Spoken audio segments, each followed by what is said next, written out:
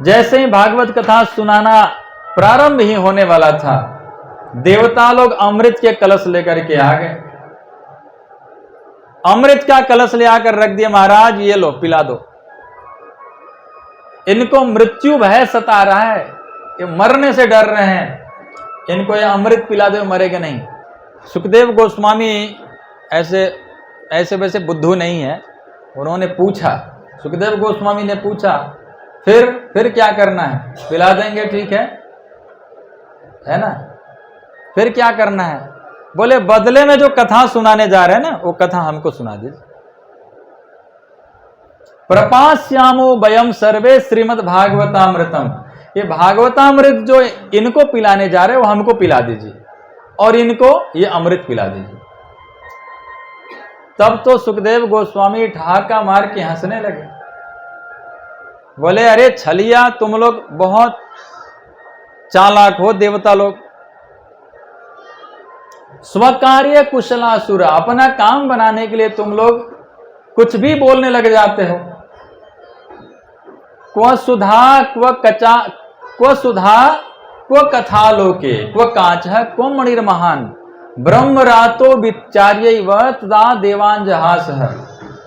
कहां तुम्हारी ये कांच का टुकड़ा, ये अमृत जो है ना, स्वर्ग की अमृत को कहते हैं कांच का टुकड़ा है, और मेरी भागवतामृत ये अरबों खरबों की मणि है। कांच के टुकड़े से और अरबों खरबों की मणि से कोई बोले अदला बदली कर दो भैया, कितना चालाक हो, है ना? अभक्तांस्तांस विज्ञाय न ददौ स कथामृतम, श्रीमद् भागवती वार्ता सुराणामपि दुर्लभा, देवताओं के लिए भी दुर्लभ है श्रीमद् भागवत कथा। अभक्त मान करके उनको भगा दिए। सुखदेव जी ने कहा यहां से जल्दी अपना कलश उठाओ, अमृत का कलश लेकर भाग यहां से, यहां बैठने के तुम लोग लायक नहीं हो। देवताओं को फटकार लगा करके भगा दिया, बोले यहां मत बैठो तुम लोग। क्यों? क्योंकि अभक्त हो। अभक्त क्यों है? भक्त लोग चालाक नहीं होते हैं, भक्त सीधे साधे होते हैं। ज्यादा जो चालाक होते हैं ना, वो भक्त नहीं होते हैं, ये भी याद रखना। भक्त जो होते हैं वो सीधे साधे भोले भाले होते हैं। निर्मल मन जन सो मोहि पावा, मोहे कपट छल छिद्र न भाव। भगवान राम कहते हैं तो मुझे कपट छल छिद्र नहीं भाता है। जिसके पास कपट छल छिद्र है वो मेरे को पा नहीं सकता है। भगवान को यदि पाना चाहते हैं तो भोलापन जरूर ले आना पड़ेगा अपने जीवन में, भोले भाले होना पड़ेगा। ना हो तो लाइए, ज्यादा चालाकी ज्यादा बुद्धि मत चलाइए, थोड़ी सी भोलापन अपने जीवन में लाइए। अंदर से ना हो तो बाहर से कम से कम लाइए, भोलापन लाना जरूरी है।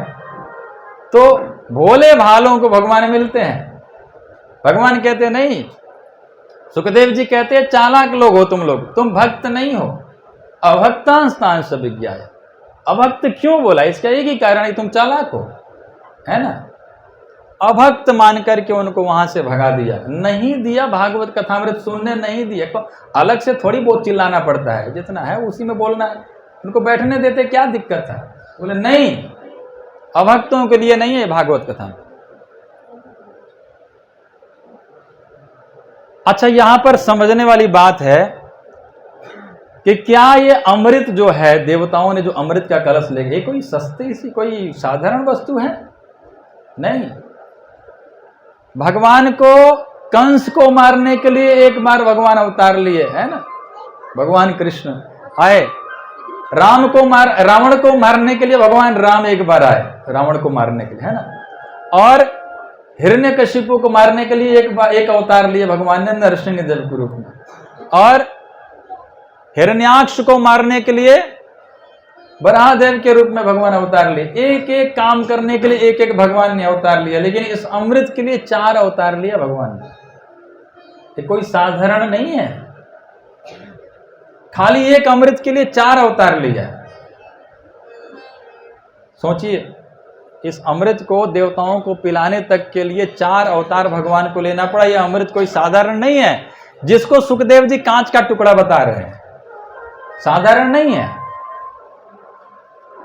है ना। समुद्र मंथन होने लगा तो सबसे पहले देवता लोग गए, मद्राचल पर्वत उठाने के लिए मंथन करना है, मथानी बनानी है, तो उठा नहीं पाए, तो भगवान से प्रार्थना किए और भगवान आए, गिरिम चारूप्य गरुणे हस्ते न एकेन लीले, एक ही हाथ से उस मद्राचल पर्वत को उठाकर ले आकर समुद्र में डाल दिए। ये भगवान का भरी रूप में अवतार हुआ।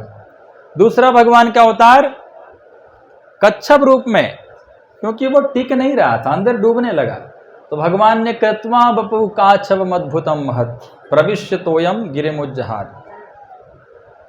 कच्छप रूप धारण करके अंदर गए, अपने पीठ पर उस मद्राचल पर्वत को धारण किए। ये दूसरा अवतार।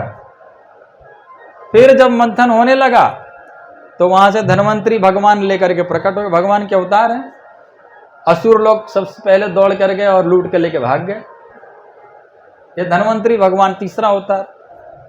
अब सभी देवता दौड़े दौड़े गए, बचाओ बचाओ भगवान, हमारा तो मेहनत सब बेकार हो गया।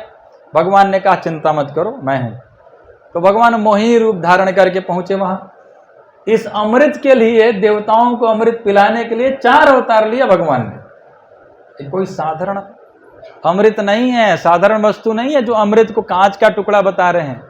और वो अमृत से इस भागवतामृत को क्या कह रहे हैं, ये अरबों खरबों का मणि है और वो कांच का टुकड़ा है। तो आप अपने आप हिसाब लगाइए कि जिस भागवत को आप लोग सुन रहे हैं कितना महान है।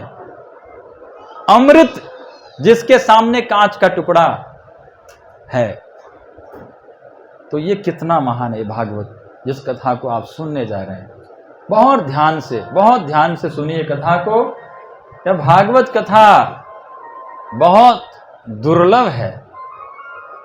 भगवान की जो कथा है, वैसे तो नाच गाने तो हो जाते हैं, लेकिन सचमुच जो कथा होती है वो हो नहीं पाती है।